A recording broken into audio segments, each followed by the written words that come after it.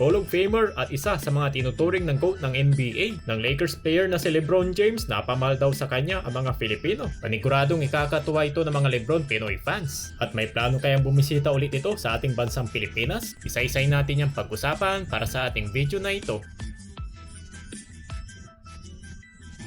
More than 1 month remaining na nga lang ay mag-uumpisa na nga dito muli ang panibagong NBA season sa taong 2025 at 2026. At heto na naman si LBJ para sa kanyang panibagong season sa NBA. Ang nag-iisang manglalaro na kapag-resto ng 40,000 points sa loob ng 2 dekada. At isa sa mga nakakamanghang niyang mga istorya, halos hindi na nga mabilang ang kanyang mga nakalaro na mga players na dumaan sa liga ng National Basketball Association. Kaya ang longevity niya bilang isang basketballista ay hindi natin talaga mapupuna at wala rin makakatapat sa haba ng playing minutes niya ng kanyang talang karera. And despite na nga sa pagiging 40 years old na atleta, isa pa rin siya sa mga pinaka-respetado at kinakatakutan sa liga.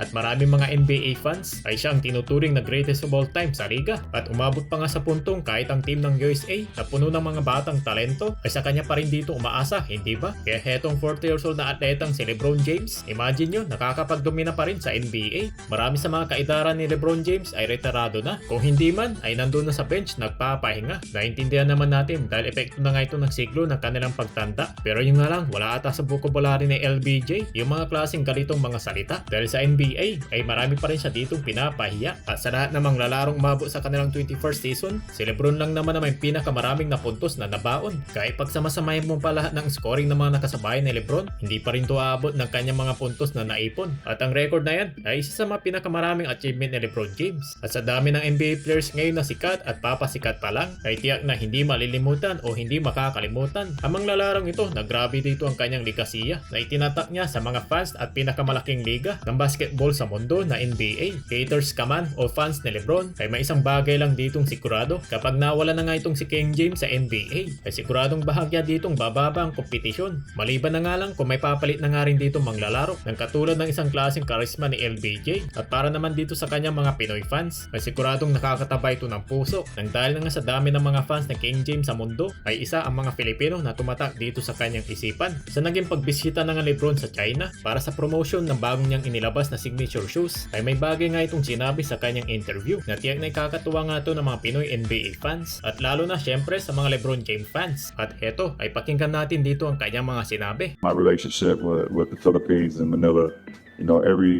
so many years we've done the Titan shoe, bringing in that unbelievable silhouette to our fan base there, and it's always been so much love there. Their love of the game of basketball goes super duper duper deep as well.